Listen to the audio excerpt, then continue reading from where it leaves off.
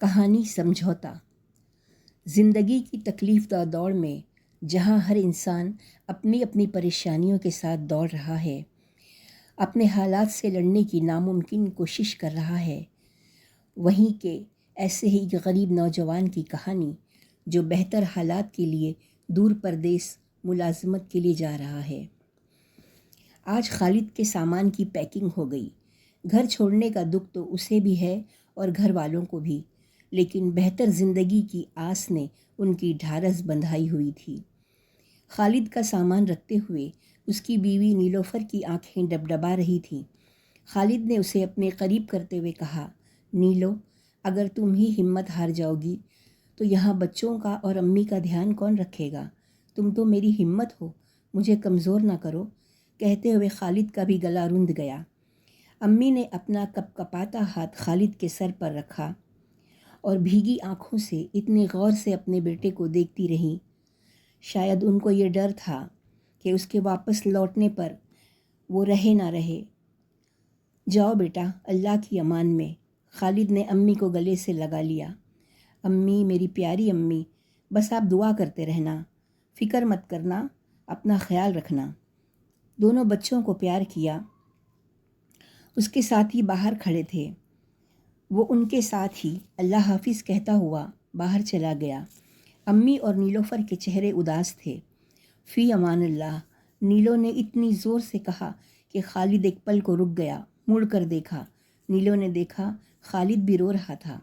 اس کا جی چاہا وہ دوڑ کر جائے اور خالد سے لپٹ جائے، لیکن وہ ایسا کر نہ سکی، اس کے قدم جم سے گئے تھے۔ خالد کے جاتے ہی گھر میں ایسی اداسی چھا گئی جیسے جانے والا سب کچھ اپنے ساتھ لے گیا ہو۔ وہی روزمرہ کی بھاگ دوڑ پھر شروع ہو گئی، زندگی کی وہی رفتار۔ خیر سے کفیل ایئرپورٹ پر پہنچ گیا تھا۔ خالد کے ساتھ کچھ اور لڑکے بھی تھے جو اس کی طرح پردیس میں ملازمت کر ایک خوشگوار مستقبل کے خواب سجائے ہوئے تھے۔ ان تمام لڑکوں کو ایک گاڑی میں بٹھا کر شہر سے بہت دور ایک جنگلی علاقے میں لایا گیا۔ وہاں رہنے کا انتظام بس 2-4 کوارٹر تھے، جہاں پہلے سے ہی کچھ اور لوگ بھی موجود تھے۔ ایک ہی کمرے میں 10 سے 12 لوگ ٹھہرائے گئے۔ سونے کے لیے زمین پر ایک میلی کچیلی دری تھی، جگہ جگہ پھٹی ہوئی۔ وہ تھکا ہوا تھا مگر نیند آنکھوں سے کوسوں دور تھی۔ ایک کروٹ لیٹے ہوئے آنکھوں میں آنسوؤں کے بیچ گھر والوں کی تصویریں دھندلا رہی تھی۔ وہ خوب رویا، پھر روتے روتے اس کی آنکھ لگ گئی۔ کہتے ہیں بڑی گہری نیند ہوتی ہے وہ جو بہت زیادہ رونے کے بعد آتی ہے۔ صبح 5 بجے اسے دھکے دے کر اٹھایا گیا اور پھر شروع ہوا خالد کا امتحان۔ تمام لڑکوں کو ایک قطار میں کھڑا کر دیا گیا اور وہاں کا ایک ذمہ دار ان کو کام سمجھاتا گیا۔ کام یہ تھا، اس جنگلی علاقے کو پوری طرح صاف کرنا تھا۔ اب خالد کو سمجھ میں آیا کہ وہ تمام لوگ یہاں پر بیگاری ہیں۔ ان تمام لڑکوں سے جانوروں کی طرح کام لیا جاتا، نہ کھانے کا ٹھیک طرح انتظام تھا، نہ رہنے کا۔ تپتی دھوپ میں وہ بیچارے اپنی جوانی جھلسا رہے تھے۔ وہ دن بھر مزدوری کرتا، ریت اور سیمنٹ کے بورے اٹھاتا۔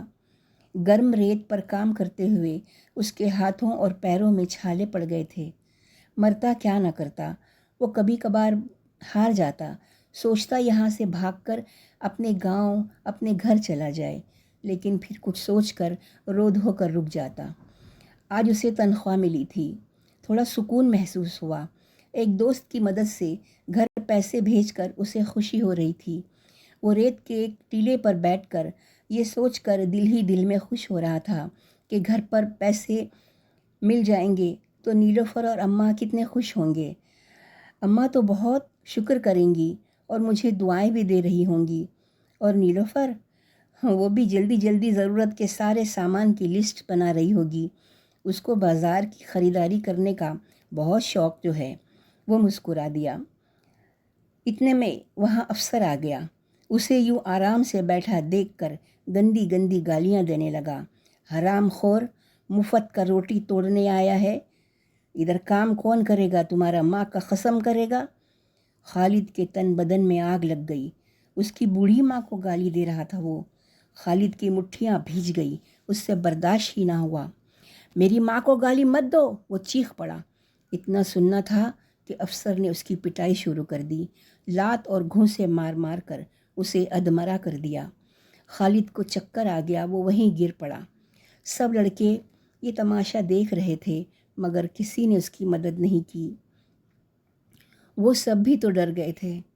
بہت دیر وہ وہیں پڑا رہا، پھر خود ہی ہمت بٹور کر گرتا پڑتا اٹھ کھڑا ہوا۔ اس کا سارا بدن درد سے ٹوٹ رہا تھا، وہ رات بھر درد سے کراتا رہا۔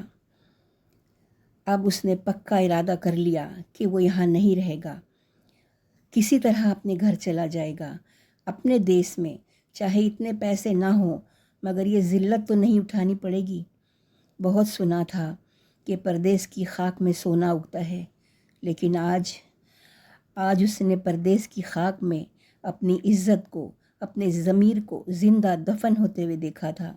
وہ ٹوٹ چکا تھا۔ اس سے پہلے کہ وہ بکھر جائے وہ اپنے گھر جانا چاہتا تھا۔ بہت یاد آ رہے تھے امی، بچے، نیلوفر، کتنا خیال رکھتے تھے اس کا۔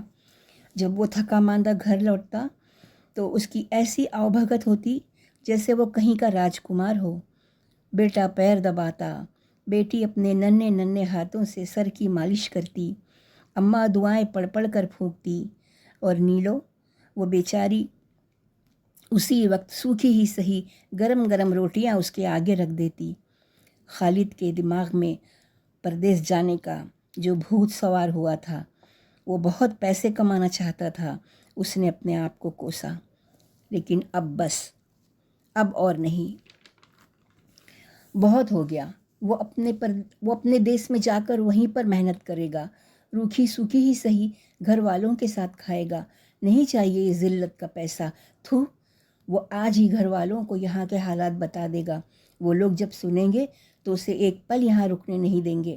اس نے بڑی تگ و دو کے بعد گھر پر فون لگایا، گھر والوں سے بات ہوئی۔ اماں اور نیلو بہت خوش تھے۔ اماں کی تو دعائیں ہی ختم نہیں ہو رہی تھی۔ وہ بتا رہی تھی کہ بیٹا، جیسے ہی تیرے پیسے آئے گھٹنوں کے درد کی دوا منگوا لی، اب بہت آرام ہے۔ نیلو بھی بہت خوش تھی، کہہ رہی تھی گھر پر پورے مہینے کا راشن بھروا لیا ہے، کرایہ بھی دے دیا ہے، لائٹ بل بھی، اور بچوں کے لیے 2 جوڑی کپڑے بھی بنوا دیے ہیں، اور کل تو بچوں کی فرمائش پر بریانی بھی بنائی تھی۔ خالد، تم سچ ہی کہہ رہے تھے، پردیس میں کمانے والوں کی بات ہی کچھ اور ہوتی ہے۔ میں بہت خوش ہوں۔ اور سناؤ، تم کیسے ہو؟ خالد کی آنکھوں سے 2 موٹے موٹے آنسو کے قطرے پھسل کر اس کے میلے کچیلے ہاتھوں پر گر گئے۔ وہ کچھ بول نہیں پا رہا تھا۔ آگے سے نیلو کی آواز آ رہی تھی، ہیلو خالد، تم کچھ بول کیوں نہیں رہے؟ خالد نے اپنے بکھرے ہوئے وجود کو سمیٹا اور بڑی مشکل سے بولا، ہاں میں ٹھیک ہوں، تم سب خوش ہو نا؟ نیلو کی آواز آئی، تم کیسے ہو خالد؟ خالد مسکرا دیا، ہاں میں بھی بہت خوش ہوں، اور پھر فون ڈسکنیکٹ ہو گیا۔ یا شاید خالد کے پاس الفاظ ختم ہو گئے تھے۔ اس نے اپنی میلی آستین سے آنسو صاف کیے اور ریت کی بوری اٹھانے میں جٹ گیا۔ بہتر مستقبل کی خاطر اس نے حالات سے سمجھوتا کرنے کی ٹھان لی۔ کرنا پڑا سمجھوتا اسے، رہ کر گھر سے دور، گھر کی خوشیوں کی خاطر اس نے کیا ہر سودا منظور۔ اپنا قیمتی وقت دے کر میری کہانی سننے کے لیے آپ کا بہت شکریہ۔